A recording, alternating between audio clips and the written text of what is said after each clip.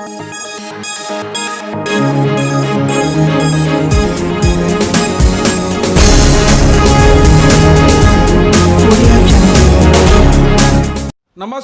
मैं पंकज राज। हम आज आए हुए हैं दानापुर नगर परिषद वार्ड नंबर 25 के कलावती देवी जी, जो यहाँ के जो वार्ड पार्षद हैं, और उनके बेटे सुजीत कुमार जी। आज मैं इन दोनों से वार्तालाप करूँगा, उनके क्षेत्र और उनके एरिया के बारे में जानूँगा कि इनके कार्य से पब्लिक संतुष्ट है या नहीं है। जनता की आवाज़ न्यूज़ 24 में आपका स्वागत है। धन्यवाद। नमस्कार मैडम, मेरा आपसे पहला सवाल ये है कि आप जिस ओहदे पे हैं, आप जिस पोस्ट पे हैं, आप अपने क्षेत्र के लिए क्या क्या किए मैडम, उसके बारे में थोड़ा बताइए। वृद्धा पेंशन बनाया जी। वृद्धा पेंशन, राशन कार्ड सब के बना दिए पूरा।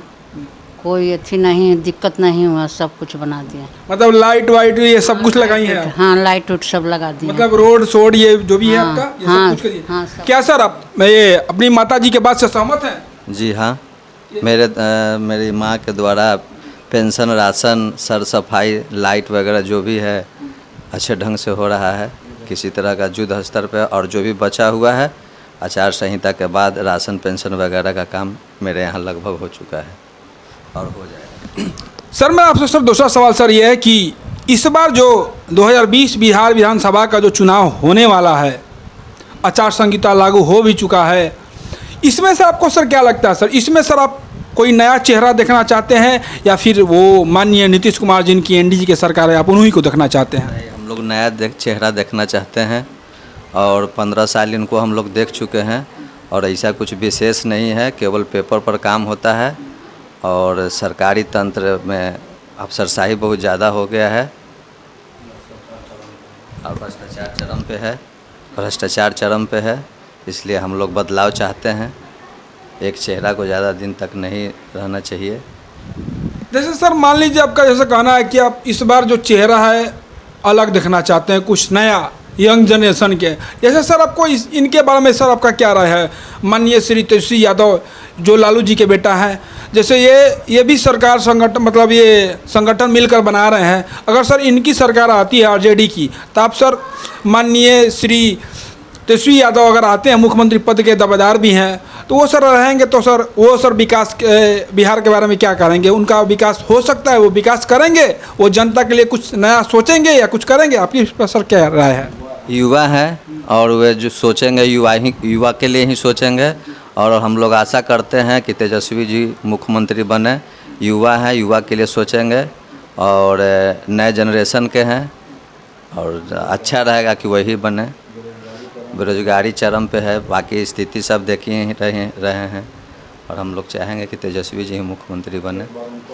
मौका इस बार मतलब ऐसा कहा गया है, हर होर्डिंग, हर बोर्ड पे लिखा हुआ है कि तेज रफ्तार तेजस्वी सरकार। क्या आप इस बात से सहमत हैं? हाँ, बिल्कुल सहमत है। नए जनरेशन के सोच के साथ उनको आगे बढ़ना पड़ेगा और ये 15 साल उनको भी देख चुके हैं हम लोग। अब नए सोच वाले व्यक्ति को हम लोग को बैठाना चाहिए, यही हमारी राय है। सर का कहना है कि इस बार जो माननीय श्री तेजस्वी यादव जी को एक बार मौका देकर देखा जाए कि जो बिहार के लिए क्या कर सकते हैं। बिहार के जो भी गरीबी है, गरीब स्तर के लोग हैं, उनकी गरीबी दूर करें, बिहार का विधि व्यवस्था दुरुस्त करें। सर का ऐसा कहना है। सर आपसे मेरा नेक्स्ट क्वेश्चन सर ये है कि बेरोजगारी का सर मुख्य कारण क्या है सर? शिक्षा या फिर आबादी? शिक्षा के साथ साथ आबादी का भी कुछ समस्या है जो नियंत्रण करना पड़ेगा हम लोगों को अपने स्तर से। और बेरोजगार के लिए इनका कोई, नीतीश कुमार जी का कोई नीति नहीं है और सब कॉन्ट्रैक्ट पर काम हो रहा है। युवा जो है सो रोड पर भटक रहे हैं, बेरोजगारी चरम पे है। सर मेरा नेक्स्ट क्वेश्चन सर ये है कि ये जो सर कोरोना काल अभी तक जो चल रहा है, क्या सर इस कोरोना काल में सर ये सर चुनाव होना उचित है? जी नहीं, उचित तो नहीं है, क्योंकि पर डे आप देखिए न्यूज़ में आती है कि 1600 1700 सरकारी आंकड़ा है सरकारी आंकड़ा बिहार में बताता है कि 1600-1700 पर डे हो रहा है, तो इस हिसाब से तो नहीं होना चाहिए चुनाव। इस समय चुनाव कोरोना का जब वैक्सीन निकल जाता उस समय चुनाव भी हो सकता था। या फिर हो सकता है कि इसका थोड़ा डेट एक्सपेंड कर दिया जाता, तब हो सकता था। हाँ, डेट एक्सटेंड कर देते तो अच्छा रहता, लोग निर्भीक होकर के मतदान करते। ये जो सर अभी जो आचार संहिता लागू हुआ है, हमारे दिग्गज जो विधायक है, नेता हैं, पार्षद हैं, मुखिया हैं, इन लोगों को आचार संहिता क्या होता है, इसका क्या मतलब होता है, ये सारे हम मतलब 181 दीघा विधानसभा निर्वाचन क्षेत्र संजीव चौरसिया जो बीजेपी के विधायक हैं, ये सारे आम आचार संहिता का उल्लंघन करते हुए पाए गए हैं। इस पर सर आपका सर क्या कहना है? देखिए, अब हम तो देखे नहीं हैं, और जो हमारे जो भी प्रतिनिधि हैं वो घर से तो निकलते हैं 4 ही 5 आदमी, जो सरकार का नियम है, कोरोना का जो नियम है, लेकिन अगर क्षेत्र की जनता पीछे पीछे अगर चल दी तो उसमें सर प्रतिनिधि का कोई दोष नहीं है। सर आपसे मेरा नेक्स्ट क्वेश्चन ये है कि सर आरक्षण अभी बिहार का सबसे बड़ा समस्या है। कोई कितना भी पढ़ा लिखा हो, चाहे कोई कितना भी शिक्षित क्यों ना हो, वो जनरल कास्ट में अगर आते हैं तो उनका विकास अभी संभव नहीं है। जो भी जनरल कास्ट के स्टूडेंट हों या छात्र छात्राएं हों, वो सरकारी ना करके वो प्राइवेट जॉब करते हैं। सर आरक्षण, सर मेरा कहने का मतलब है कि आरक्षण सर किसको मिलना चाहिए, इस पर सर आपका क्या विचार है? जिसकी जितनी आबादी उतना उसको आरक्षण मिलना चाहिए, तभी विकास संभव है समाज का।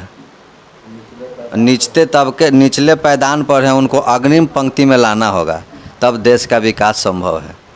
जैसे सर मेरा आपसे पूछना सर ये है कि जैसे जो भी ST SC हैं उनको तो आरक्षण मिला हुआ है सर, जिसको सर एक बार आरक्षण मिल जाए उसको सर दोबारा आरक्षण की सर क्या ज़रूरत है, इस पर सर आपका क्या विचार है? नहीं, और मिलना चाहिए। मान लिया जाए 5 भाई, 2 भाई को जॉब हो गया और 3 भाई का नहीं हुआ, तो 3 भाई तो बैक ही न जाएंगे, इसलिए उसको अभी चलने देना होगा, क्योंकि समाज में हम लोगों का वैसा अभी सुधार हुआ नहीं है। आप SC ST किसी के यहाँ जाइए तो शिक्षा उन लोगों से अभी काफ़ी दूर है, इसलिए वो निचले पंक्ति में हैं, उनको अगले पंक्ति में लाना होगा। सर माननीय नीतीश कुमार जी या फिर जो भी विधायक, सांसद, पार्षद लोग जो भी हैं, एक बहुत बड़ा एक वर्ड है, बहुत छोटा वर्ड है, बट वो जो वर्ड है सर वो एक हथियार की तरह है।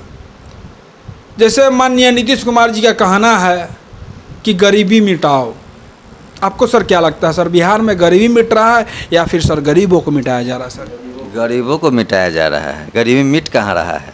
आप देखिए ना भाई, किसी भी दलित बस्ती में जाइए, जो आज से 30 साल 40 साल पहले था वही आज भी है, वही झोपड़ी के मकान में वो रह रहा है, कपड़ा से घेर करके। जो उसका जीवन का स्तर है वही बेचारा उसी में अपना जीवन यापन कर रहा है, तो गरीबी हट कहाँ रहा है?